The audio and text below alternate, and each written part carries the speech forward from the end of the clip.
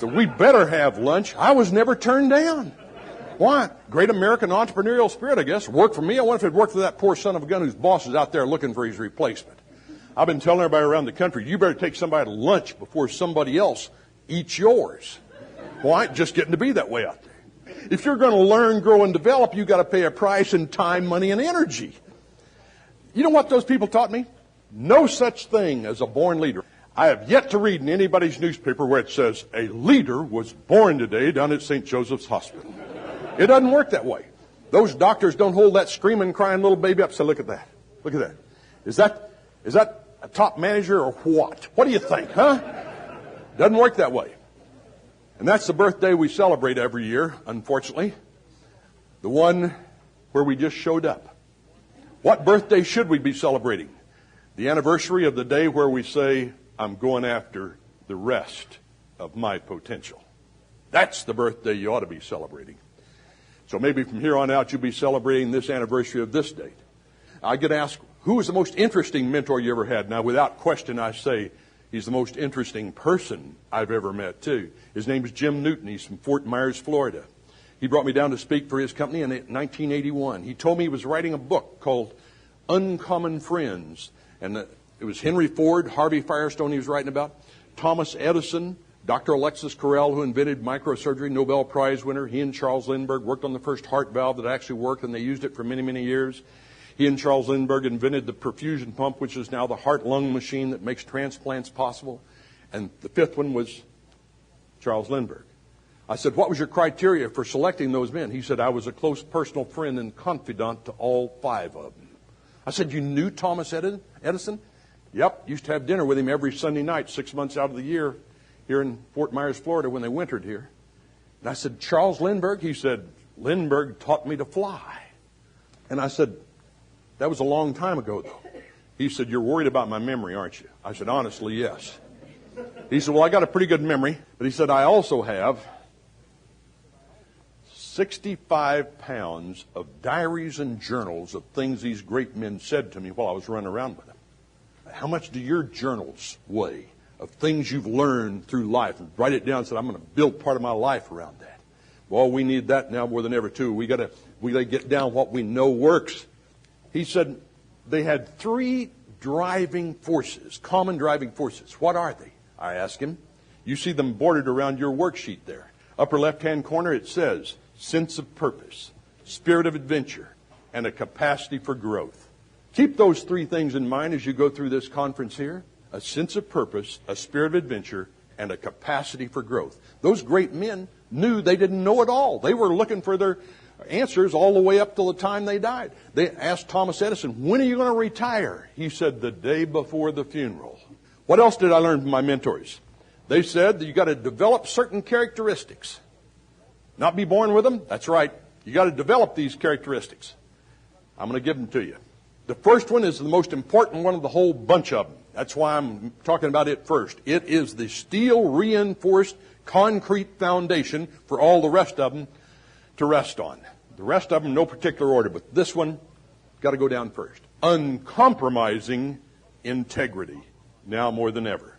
Why? Now more than ever, our customers are demanding it. Have you noticed? They don't put up with what they used to put up with. We've spoiled them. You don't put up with what you used to put up with. I don't put up with what I used to put up with. And boy, we need that now in the business world more than ever. Boy, do we need it. Too often we've seen people in the business world take off like skyrockets. We say, oh, look at that person go. A year later, what are we saying? Whatever happened to that person? Self-destructed, that's what happened. Didn't have that uncompromising integrity. It's keeping that customer in crystal clear focus, now more than ever. Otherwise, we get in trouble. Don't forget the person you've dedicated yourself to help. No matter what's going on in your office, in your company, in the industry, in the economy, in the world, you keep that person in crystal clear focus. Let's go to the next one. The great ones are good at working priorities, not just setting them. They're good at working priorities.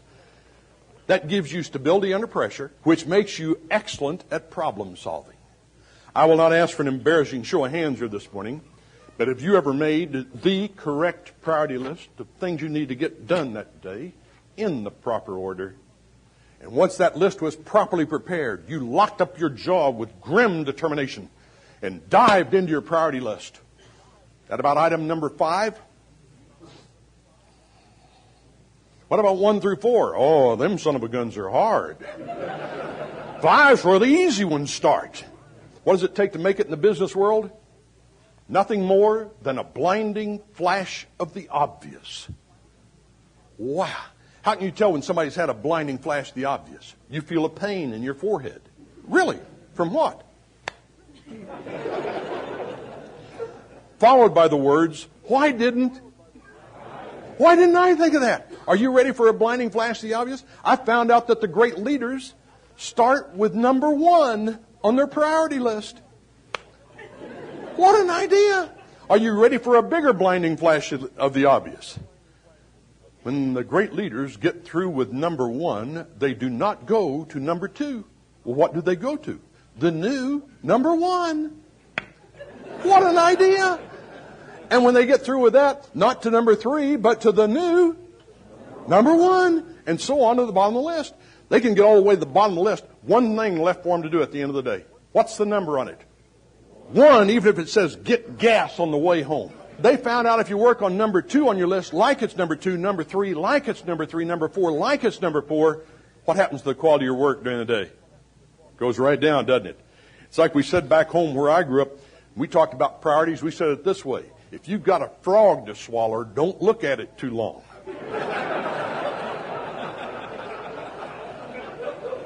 Wait a minute, you only got half of it. And if you got more than one to swallow that biggest one first. I mean, those things, they just pile up on your desk all day long. And you say, oh, no, I hope there are no more frogs today. Right, sure. I said that once in Dallas, Texas, and there was a guy that had flown down from St. Louis to preview me. He heard me use that line. You got a frog to swallow, don't look at it too long. More than one to swallow the biggest one first. Went back to his company, writes a letter to me 2 weeks later. Said, I'm bringing you in to speak, but he said, I want you to know something. You hit me right between the eyes. He said, I'd gotten away from working on things by priority. And as a result, so had the people that work for me. They work on priorities as well as the manager does. And he said, I did a meeting for him last week. I love the title he'd selected for the meeting, The Fine Art of Frog Swallowing. And he said at the end of the meeting, he handed out 70 little frogs, one for every one of his 70 people that worked for him. I loved it. Not live ones, of course, ceramic ones, just to put on their desk to remind them, don't dread it, do it. I loved it. And then he said at the end of this letter, I also figured out you can tell when somebody swallowed their biggest frog. How can you tell? You look at them. What do you see? A smile. You can't help but smile when you take care of your biggest frog. So you take care of everything in order all day long, swallowing your frogs in order. Guess what you get to carry home with you that night? A smile. Now I must caution you. This will take explanation the first night you walk into your home that way. You're going to get one of these. And what have you been doing today? Let me tell you, when you say swallowing frogs, that conversation takes an interesting turn. Let's go on to the next one now. The great ones are courageous. They're not safe plodders through life. Courageous. The great ones are not afraid to put the other foot down. A lot of people go through life with one foot dangling in the air. What are they waiting for? For everything to be right before they try anything new. You've seen people like that. It takes courage to go up that new road. Look at it this way. You've got to do what you fear. Otherwise, fear is in charge. No middle ground. Either you or your fear is in charge of your productivity. Either you or your fear is in charge of your lifestyle. And if you wait for everything to be right, that's like saying, I'm going to drive all the way across the city, but I think, well, I'll lose weight. All the lights are green first. You wouldn't get very far, would you? Just sit out there in the parking lot and say, go ahead, start. They're all green. No, wait. One way down there turned red. Where would you spend your life? In life's parking lot. Every day we're out there driving around life's parking lot thinking we're getting somewhere. We're in motion, but not in direction. And you got to keep asking yourself during the day, am I in motion today or am I in direction today? Big difference. Big difference. Let's go to the next one. A bit unorthodox. The great ones are a bit unorthodox. Oh, I'll bet there's a bunch of you in here, and therefore has an urge to create. Oh, these are the creators. These are the innovators. These are the ones who have dedicated themselves to driving their manager down around the bend, up the wall, and over. I know. I bet there's a bunch of you in here. I had a whole office full of industry leaders. I've used an old line to describe them. You've probably heard the same old line, the kind of people who would rather ask for forgiveness rather than permission. You know the type. I know what it's like to come by in front of a crowd of about 75,000 people at an air show when I'm doing an aerial demonstration with that fighter I flew. And it is a thrill at 25 feet, just under the speed of sound, about 700 miles an hour, watching the top of a tree shoot past your wingtip. Always remembering at 25 feet and 700 miles an hour, you can run out of sky in a hurry. Always remembering if you're going to roll into a turn to get better lined up in front of your audience, always gain a little altitude first before you roll into a turn. That's real important to remember, or you ain't coming into work tomorrow. You know what I mean? Get yourself seriously killed flying that way. Shoot by in front of the crowd, swing out in a teardrop shape, turn, come back in the opposite direction. 100 miles an hour slower. But upside down. And it is a thrill watching a concrete runway whistle right past the top of your canopy while you're hanging there by your straps with your stomach trying to come up and kiss your brains. Always remembering while you're upside down, your control system is reversed. That's real important to remember. During an air show, I never wanted to hear myself use the word oops. Oops was a word I didn't want to hear. People say, you started aging early flying that way. I said, nope, that wasn't when I started the accelerated aging process. It was a few years later when I had me an industry-leading team.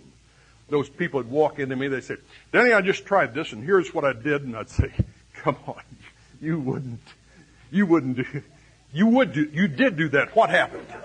Well, it worked. Oh, congratulations. I figured it probably would. We're going to be quick as a good manager. Or they say, I tried it, didn't work worth a darn. What are you going to do about it? I ain't ever doing it that way again as long as I live. They'd learn from that negative experience, too. We had a guy back in my hometown. His name was Ticky. Poor old Tick wasn't playing with a full deck. I'm going to guess maybe 36 cards max. He wasn't wrapped real tight, if you know what I mean. Didn't have both oars in the water. Had kind of a wild look in his eye, like he might have been in the outhouse when the lightning struck. Or, as we said back there, maybe use it down here, too. His grits wasn't in the center of the plate. Tick walked into Ori Heupel's blacksmith shop one day, and Ori Heupel had just taken a horseshoe out of the fire, laid that thing down there, probably close to red hot. Tick looked at that thing, reached over and picked it up, bare-handed. Of course, he screamed and he threw that thing down, and Ori turned around and looked at him and said, "Oh, Ticky, did that burn you?" He said, "No, it just don't take me long to look at a horseshoe."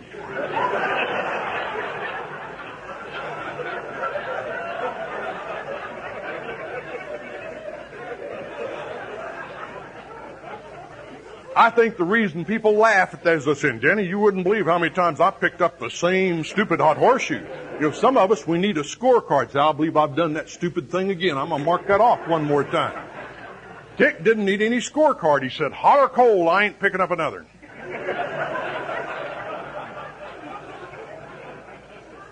Peter Drucker, you know, the great corporate management expert, he said the same thing Ticky did. Almost. He said a crisis must never be experienced for the second time.